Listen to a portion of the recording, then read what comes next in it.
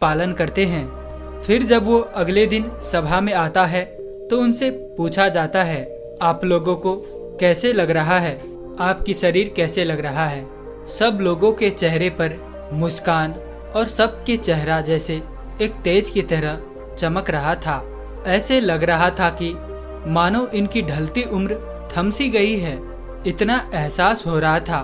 फिर राजा बड़े खुश होते हैं। प्रजा खुशी खुशी से सब उत्तर दे दिए।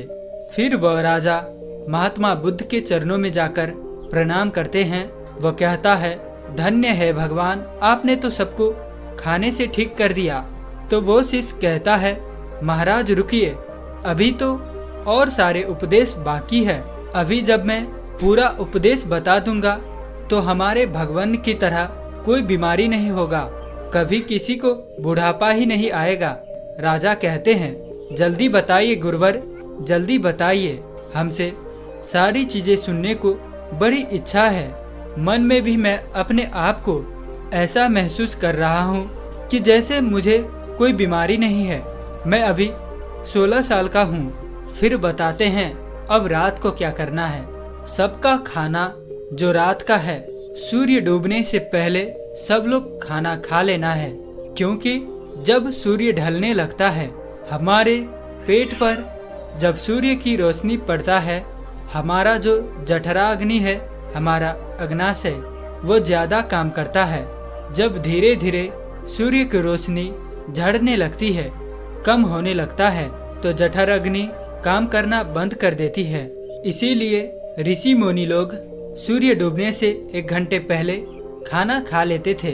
तो इसके 2 फायदे हैं। जब आप सूर्य डूबने के पहले खाना खा लेंगे तो आपका सारा खाना पच जाएगा, और जब आप सोने जाएंगे तो 3 से 4 घंटा में आपका खाना पूर्ण रूप से अच्छी तरह से पच जाएगा। इसके फायदे, एक तो आपकी नींद बढ़िया आएगी। अगर आप लेट खाना खाते हैं, अपने जीवन को बिगाड़ लेते हैं, तो उसमें क्या होता है, आपको जल्दी नींद नहीं आएगी, आपके पेट में अच्छे से खाना डाइजेस्ट नहीं होगी, पचेगा नहीं। इससे आपको गैस एसिडिटी बनेगी। इसीलिए आपको सूर्य उदय से 1 घंटे पहले रात की खाना खा लेना है। और खाने में क्या क्या लेना है, वही मल्टीग्रेन रोटी और साग सब्जी, सीजन के हिसाब से, बस 2 चीजें। और खाना कितना खाना है, नाम मात्र, यानी कि हल्का खाना खाना है, जिससे लगे कि आपने खाना नहीं खाया है। फिर उसके 1 घंटे के बाद आपको 1 गिलास दूध पीना है। उसमें 3 ग्राम हल्दी डाल देना है। हल्दी शुद्ध घर की होना चाहिए, बाजार की नहीं। उसे उबालकर फिर ठंडा हो जाए, फिर आपको पीना है। हल्दी वाला दूध आपकी सारी बीमारियों को नाश कर देगा। ये इतनी शक्तिशाली होती है।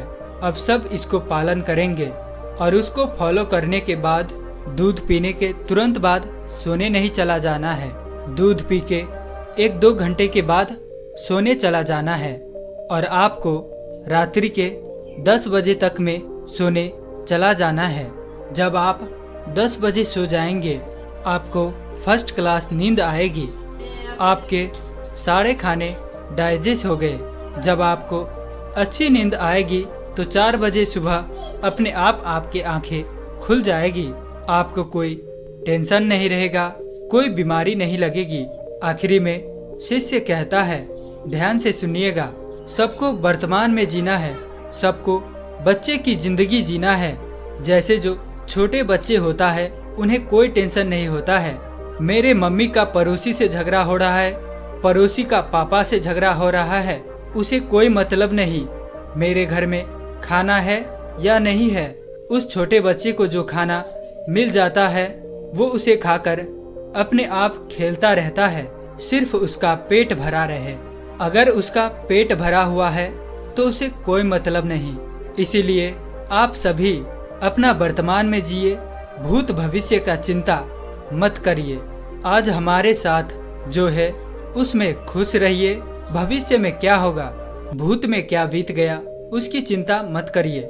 जब आप वर्तमान में जिएंगे तो कोई टेंशन नहीं होगा, तनाव नहीं होगा और बीमारी नहीं होगी। जो लोग इन नियमों का पालन करेंगे। और एक बात, कभी कोई बाहर की चीज मत खाना, जो खाना अपने घर की शुद्ध बना करके खाना, क्योंकि बाहर की चीजों में बहुत मिलावट होती है। ये आज की पूरी उपदेश, उसी उपदेश को जो पालन करेगा वो कभी बूढ़ा नहीं होगा, उसे कभी बीमारी नहीं होगी। ये नियम सब पालन करेंगे। फिर 1 महीने बाद यहीं पर एक सभा लगेगी, सब इसी सभा में उपस्थित होंगे। समय बीत गया, 1 महीना फिर हुआ। 1 महीने बाद महात्मा बुद्ध महाराज के पास पहुंचते हैं, उनके दरबार में पहुंचते हैं। महाराज दौड़ करके उनके स्वागत सत्कार से सम्मान करते हैं और कहते हैं, आइए गुरुवर आइए, ये तो राज्य आपका है।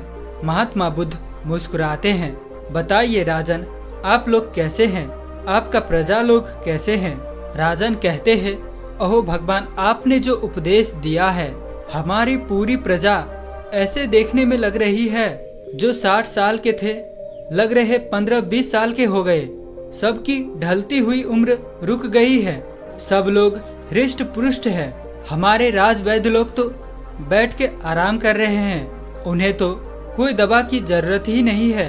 सब लोग अपने आप तंदुरुस्त है, हमारी प्रजा बड़ी खुश है। मैं यही चाहता हूँ कि कल हमारे प्रजा आपकी दर्शन करना चाहती है। कल सभी को सभा में बुलाता हूँ, कल के लिए आप कृपया करके रुक जाइए। और राजा अपनी पूरी प्रजा को एकत्रित करता है। उनकी सारी प्रजा महाराज भगवान बुद्ध को प्रणाम करता है।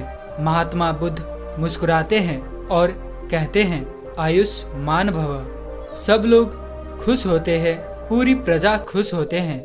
इस उपदेश को जीवन भर पालन करने का सब लोग वहीं पर प्रण लेते हैं।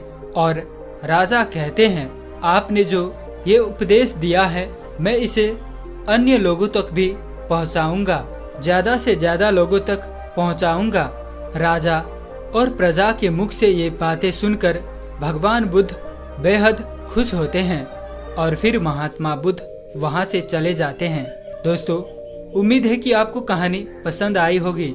आखिर तक कहानी में बने रहने के लिए बहुत बहुत धन्यवाद करता हूँ। तो मिलते हैं ऐसी किसी और नए वीडियो में, तब तक के लिए अपना ख्याल रखें।